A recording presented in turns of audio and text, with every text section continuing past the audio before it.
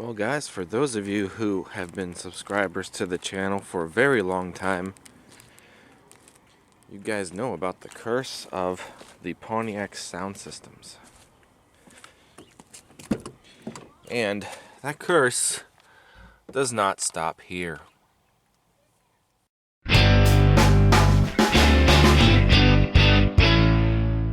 So, good morning guys.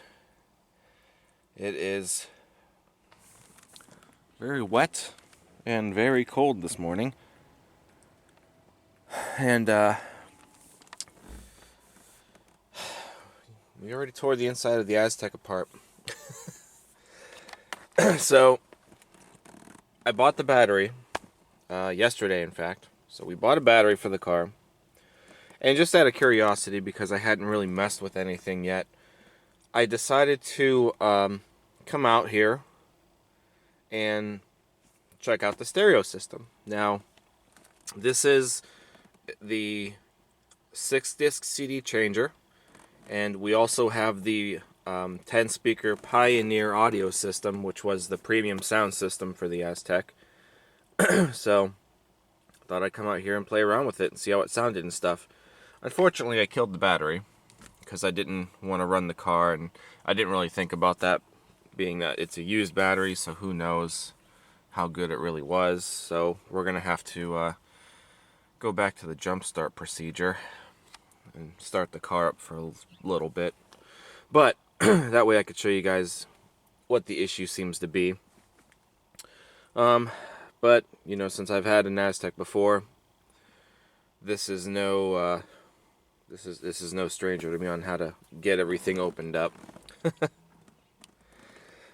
So I'll kind of go through this real quick, since I didn't really record it last night because it was dark.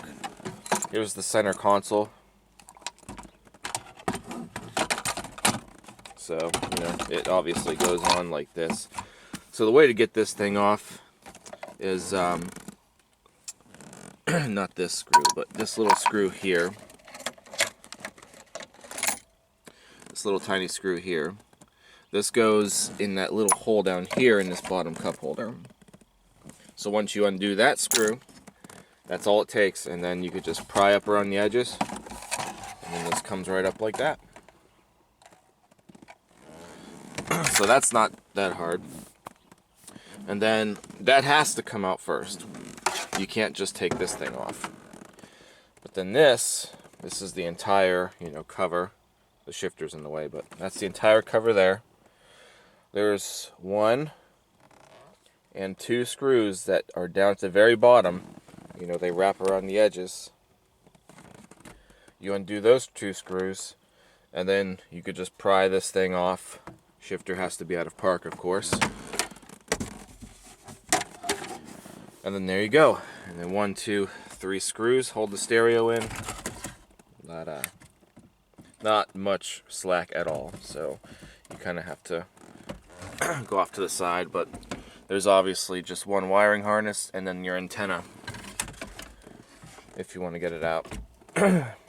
So I don't know if we're actually gonna take it out, but let me try to get power and I'll show you guys exactly what is going on with the curse of the Pontiac sound systems that continue.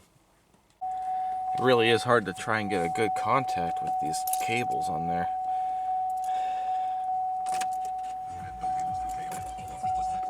Okay. Oh, we're out of brake fluid again.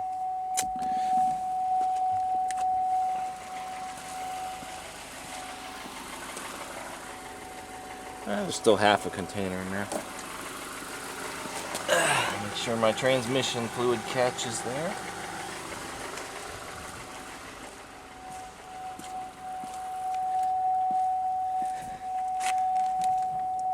It's gonna do that until I pour some more fluid in it.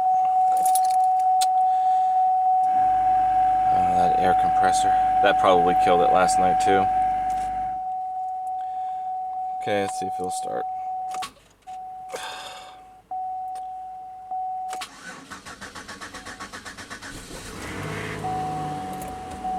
Okay.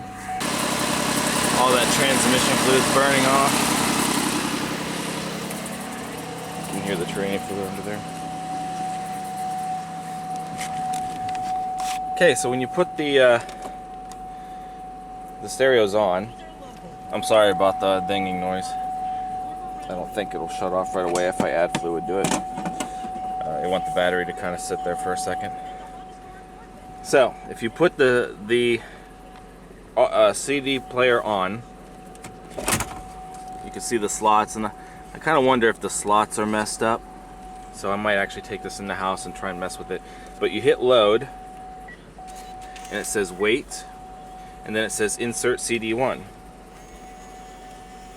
You can hear it trying to move, but it's not grabbing it. So the CD isn't really catching with anything inside. See, like it's trying to. So I wonder if either something's off track. You know, if I try to eject it, it says no disk. If I hit CD, well, it doesn't say anything. But like last night, it said player error. So let's see. Insert CD1. But nothing's grabbing it. So I don't know if like the rollers are bad or if the mechanism that kind of catches the CD is bad.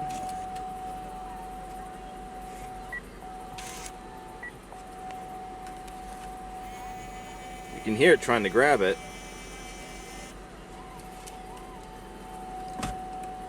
You know, so I think I'm going to disconnect it, take it in the house, and kind of mess with it for a little bit. Other than that, the stereo sounds great.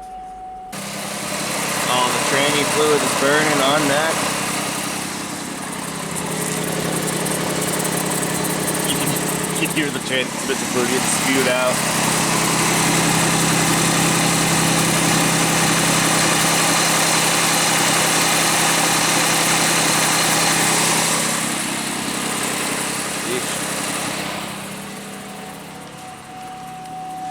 So I wonder if it'll start on its own now. I was wondering if maybe I had a bad,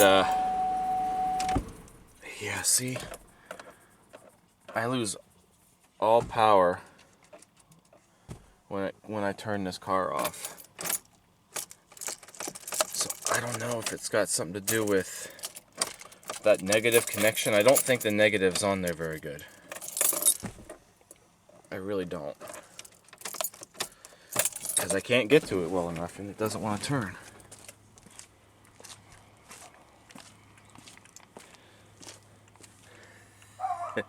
All that smoke.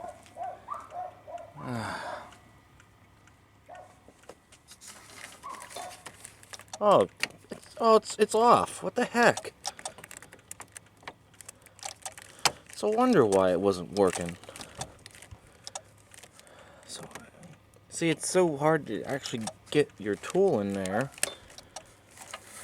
If I had like maybe a box wrench that had a ratchet on the side, it'd be easier, but I can't. I'm having a hard time getting to that when, you know, there's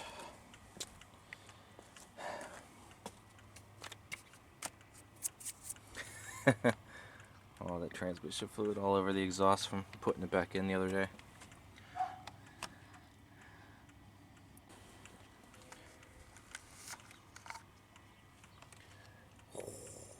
Whoa. Ugh. I cannot wait to fix this engine up. Drives me crazy. Granted, it's cold outside too, and, you know, but ugh. You're technically supposed to take all this stuff out to get to the battery, and it kind of starts with this support here. But whoever messed with this bolt here, see, that doesn't look right to me. That's not really supposed to be there. But I cannot get that thing loose for the life of me. So you have to take the support off. You have to move this out of the way. You have to move the washer bottle. You may not even have to move the washer bottle, but if you can get this entire support out of the way, then that's how you connect the battery that way.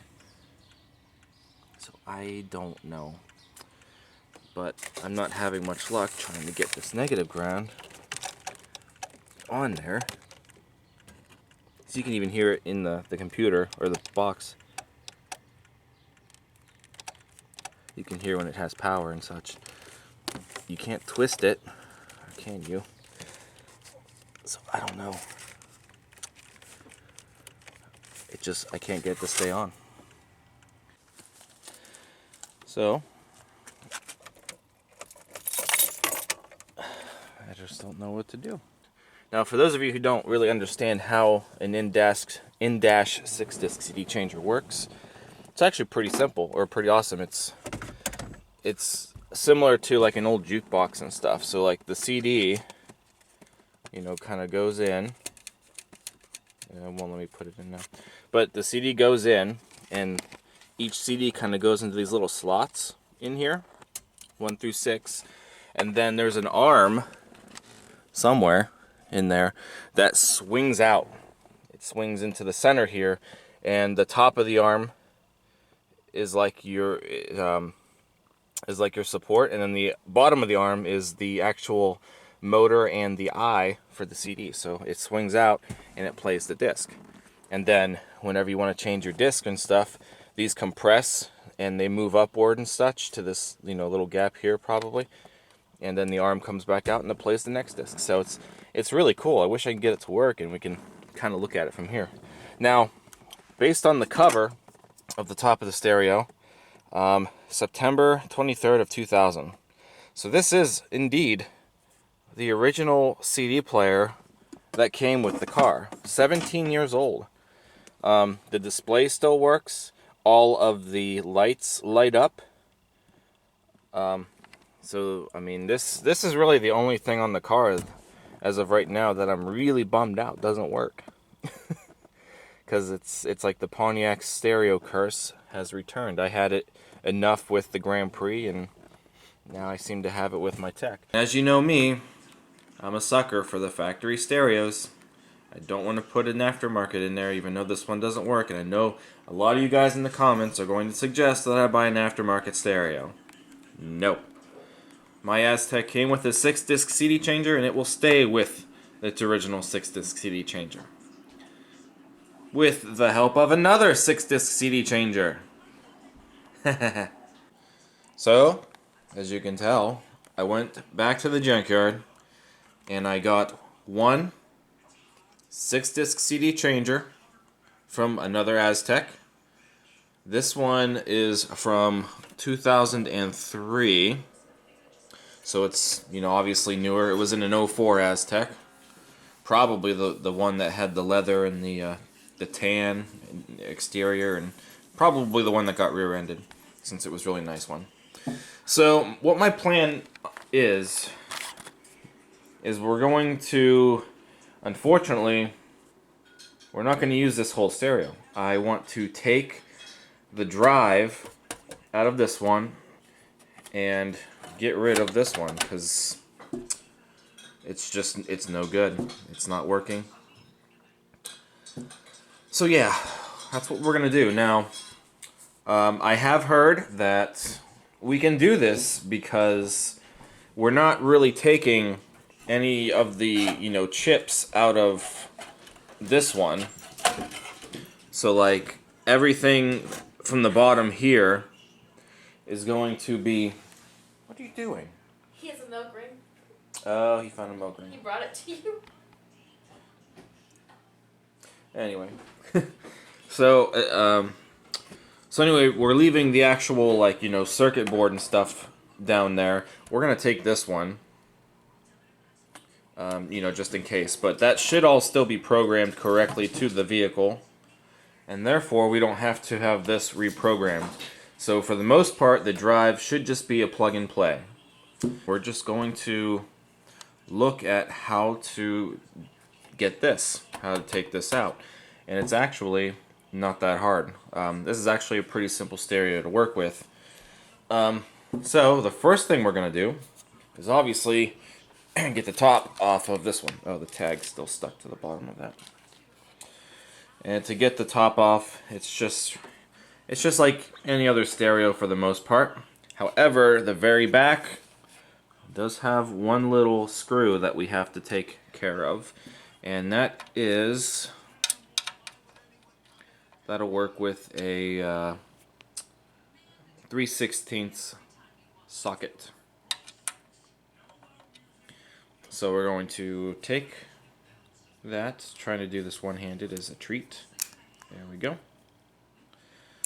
And it is a very tiny screw. Here's the tiny screw. Like I said, it is very small, so try to put it someplace where you're not going to lose it.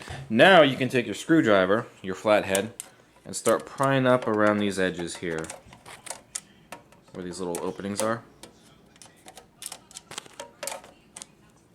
The one side has the plate, but you can work around that, so you don't have to worry about taking the plate off. And from there, you should just be able to start popping up on it. It's obviously easier when you have two hands, but I'm filming, so.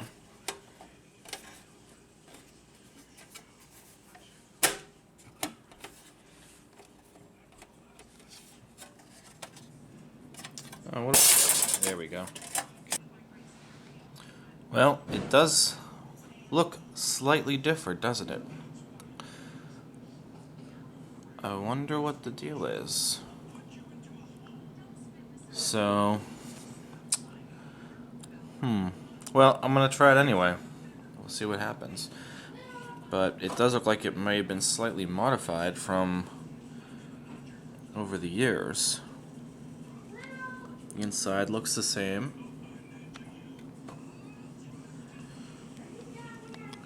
No, he's up here. Yeah, we're gonna try it anyway. If need be, I might have to use the same, maybe use this chip instead of this one. So, what we have to do next, and I'm not going to be able to do this while I'm filming, but we have to pry the faceplate off of the stereo using another, the flathead screwdriver. And basically, these little clips are all the way around the sides, on the bottom, they're everywhere. So once we start loosening that, we have to carefully pry the faceplate off because there's no wire that connects the faceplate to the stereo.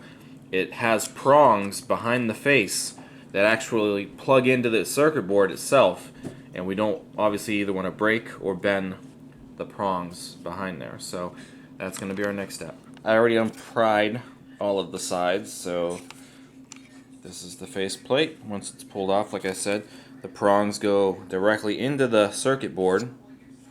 So you want to be very careful not to bend those, or such. So we'll just put that there. Now, there's 1, 2, 3, and 4 screws that hold the drive in place. And these are nicer than the ones that were on this older stereo. These ones required me to use a, this thing. Because, I don't know, I was prepared to use it for this, but apparently we don't need to. It's probably the same size as this. Yes, it is. So again, 3/16 screws. Okay. So all 4 screws are out, and you can see the drive comes out as such. Okay, and just like that, the new drive is hooked up. I'm gonna set it in there, and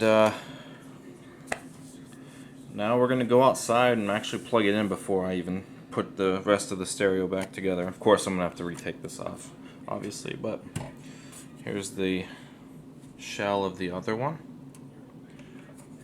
and I'll just throw this in here for now. face carefully, just in case we may want to use the faceplate at some point in time, and the cover can stay there. So, let's go out to the Aztek and give it a shot. Okay, so it is dark. Sorry. I am going to turn the lights on, but first I am going to start the tech, only because I don't want... Oh, everything's dim. Why do I keep getting the dead battery? I swear I'm not like running the car long enough.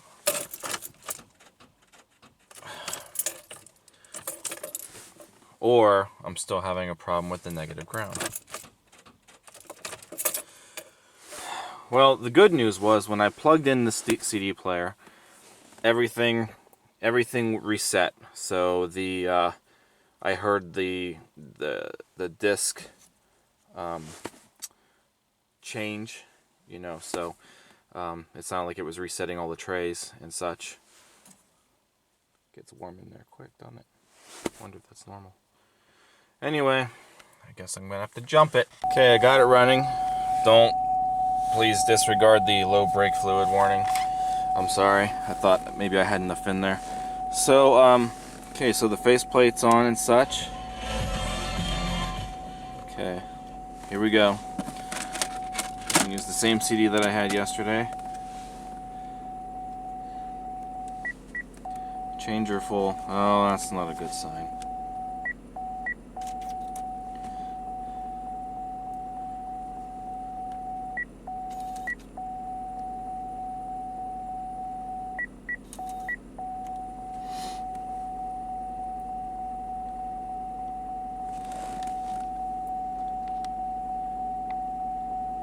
Okay. Well, either way. Let's see if... Okay, insert CD.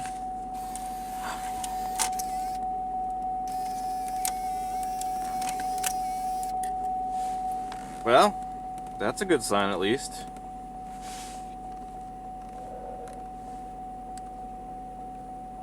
Oh, no CD2. Yeah, this is a very good sign.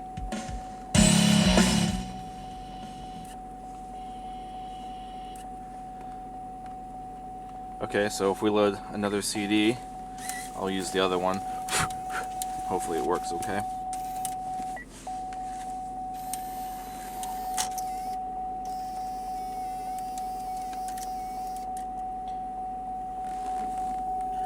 Okay, grabbed it, and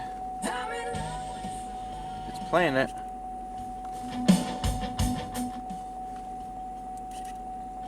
Good! That's very, very good. So if I go back to disc 1,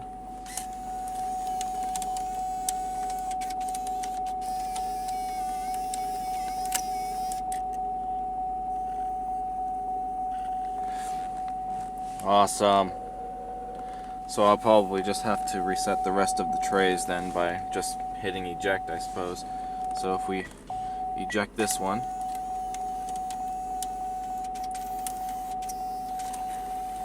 out it comes. And it goes straight to the other disc.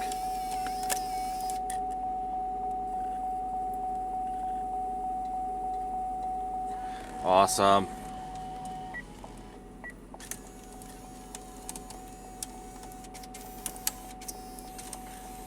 Alright, so guys, that ended up working. It still thinks there's discs in there though. It looks like it ended up working pretty well from the looks of it. So is it ejecting all of them now? Yeah, it looks like it. Eject CD6. Great. So yeah, I was kind of worried there for a little bit because of the you know, the chip and this being a little different, but it looks like it is just fine.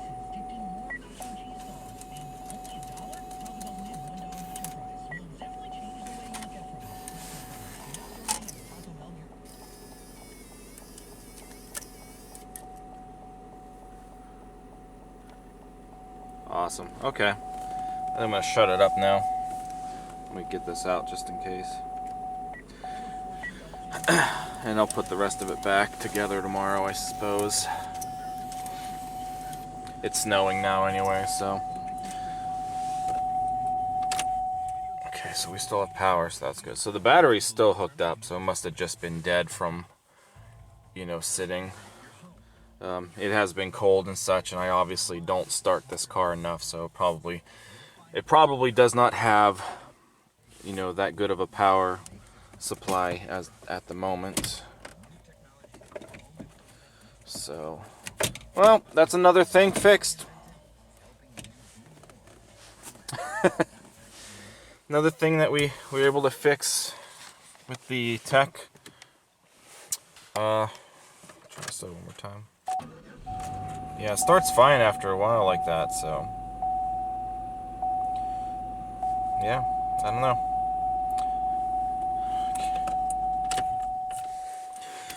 So guys, I hope you enjoyed this vlog. Hope you guys found it interesting.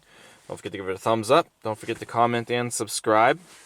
Also, check out teespring.com/stores/Mike's Vehicle Spotlight for all of your MVS and vlog merchandise. And that's all I've got for this evening.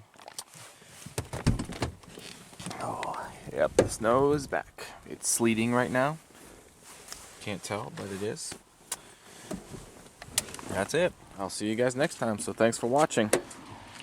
Take care.